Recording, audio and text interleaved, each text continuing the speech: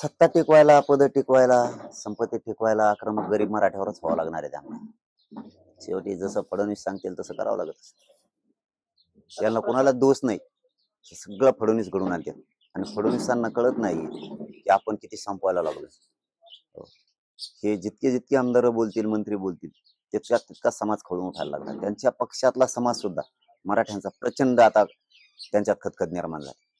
हे आपल्या लेकरासाठी लढायला कोणी नाही. जे आमदारांना मोठं केलं, ज्या मंत्र्यांना मोठं केलं मतं देऊन, तेच आज आपल्या आंदोलनाच्या, आपल्या लेकराच्या विरोधात बोलायला लागले.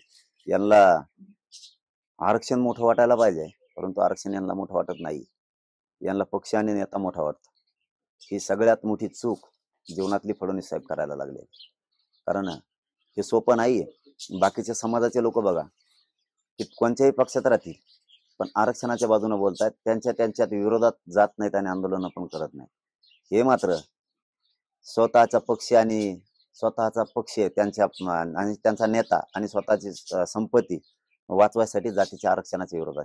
आपल्याला मोठं आरक्षण वाटलं पाहिजे. जसं बाकीच्यांना आरक्षण मोठं वाटतं, नेता आणि पक्ष मोठा नाही वाटत त्यांना, तसं यांना वाटणं अपेक्षित होतं. आणि मराठ्यांना ते ऐकायचं होतं यांच्या तोंडून की पक्ष नेता आमच्यासाठी मोठा नाही, कोणी निवडून येऊ किंवा कोणी पडो, आमच्यासाठी ते मोठं नाही, आमच्यासाठी आरक्षण मोठं आहे. कारण आमचा करोडो गोरगरीब समाज मोठा आहे आरक्षणामुळे होणार आहे.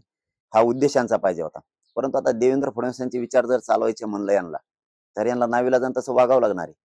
नसता तो यांना झोप नाही येऊ देणार. यांना कामं दिलेली आहेत आणि काय काय दिलेलं असेल. आता हे संपात्या वाचवायच्यात, त्याचं ऐकावंच लागणार आहे.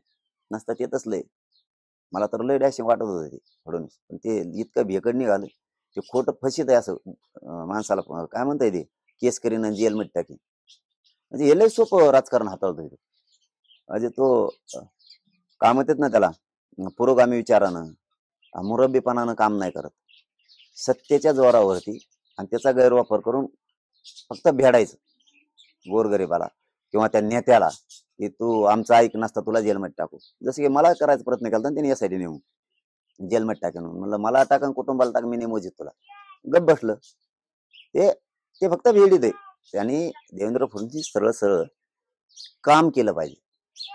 जनतेचे काम करणं त्यांची जबाबदारी. हे असले चोराच्या उलट्या बाबा हे असलं नसलं पाहिजे. त्यांचे काम करणे जबाबदारी ते त्यांनी केलं पाहिजे. उगाच